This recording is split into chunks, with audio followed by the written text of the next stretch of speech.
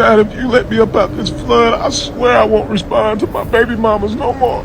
I don't care how much they lie no more, Lord. Please, please let me up out this flood. I don't care how many more lies they tell. I'm not responding no more to their lies. I'm not making it be known that they telling lies. I'm not proving them wrong and putting out the truth no more, Lord. If you let me out this flood, I promise, I'll just let them lie and let them just continue to lie. Please let me up out this flood. This is crazy. I ain't never been in nothing like this, Lord. My car is almost covered.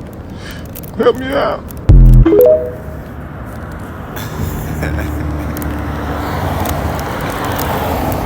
Hey, shalom, shalom.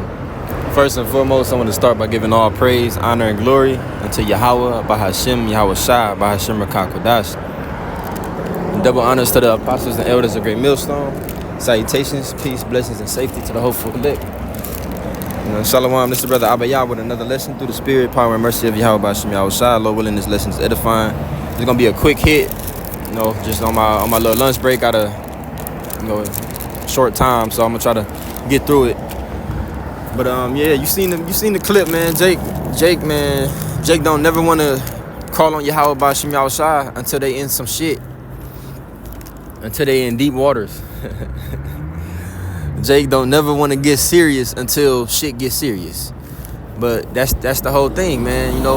Judgment will come suddenly and unexpectedly, man. So this is why the prophets is out there warning you, man, crying aloud, sparing not, telling you, giving you warning from Yahweh Bahashem Yahweh Shai, letting you so-called Negroes, Latinos, and Native Americans know that, hey, the kingdom of heaven is at hand. But before the kingdom comes, it's gonna be a very hellish time, man. Very, very turbulent, man. It's gonna be a time of trouble, as it's prophesied to be. And before that time comes, we supposed to be getting our spirit right, getting our building up that relationship with Yahweh Bahashem Yahweh Shai, so that we may get in his good graces, man, to be protected from those evils that the Lord is about to send on the earth, man. Because you don't want to wait, and you don't want to be like this guy, like they be saying, don't be this guy. Yeah, don't be that guy, man. Don't be the one who wanna, hey Lord, I know I ain't been the best, but help me out. Look out for me. What Jake is simple as all hell, man. What makes you think that you in that position because you going back and forth with your baby mamas? Like, nigga, be for real. That is the lead. The Lord ain't thinking about you or your baby mamas and y'all going back and forth, man. The Lord is worried about, the life that you live in, how you're how you're going about serving him, how the lifestyle that you live in, whether it's according to his will, in righteousness, or whether you're doing your own thing in wickedness. So I'm gonna get this, Sirach 18:20. Before judgment, examine thyself, and in the day of visitation thou shalt find mercy, man. Again, we supposed to be acknowledging Yahweh Bahashem Yahweh Shai now, so that we may have that hope of the Lord directing our paths in the time of that evil, man, to protect us from those things. Right now, if we, Lord willing, we be of the elect is still going to be in the midst of trouble. But the difference between the trouble that the elect is going to be in and the trouble that the 2/3 is going to be in, the Lord is going to bring the elect through their troubles. The Lord is going to deliver the elect from all of those evils that's going to be surrounding them. But the evils that's surrounding the 2/3 is going to consume them, man.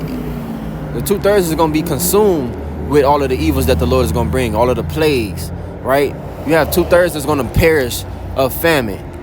2/3 is going to be trodden down from these troops in the streets, as opposed to the Lord is going to lift up a standard against the troops and these other enemies that's going to be coming against the elect.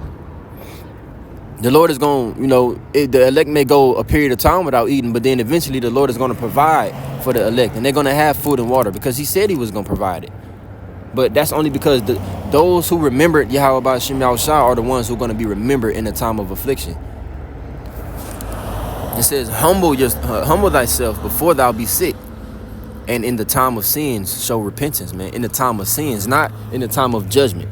In the time of sins, right? When you commit those things, that's when you acknowledge your offenses and then repent and seek to do better.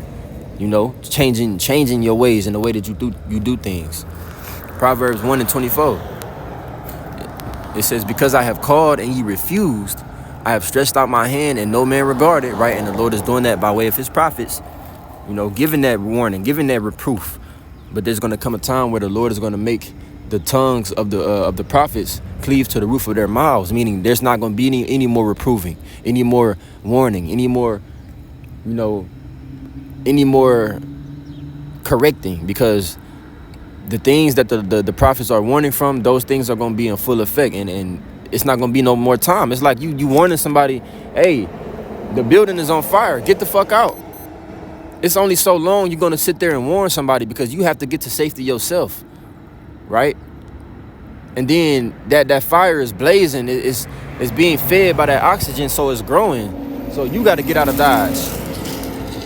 But it's going to come a time where that fire is going to be, it's going to entrap whoever is left in that house. It's just going to consume. Like, fire is just made to consume it. Fire is not biased. Fire is not, you know, fire don't have no respect of persons. It's just going to do what it do. It's going to burn. But you have to do what's in your, you know, everything in your power through the spirit and power of Yahweh Bashim Yahushua to get out of that house, that burning house.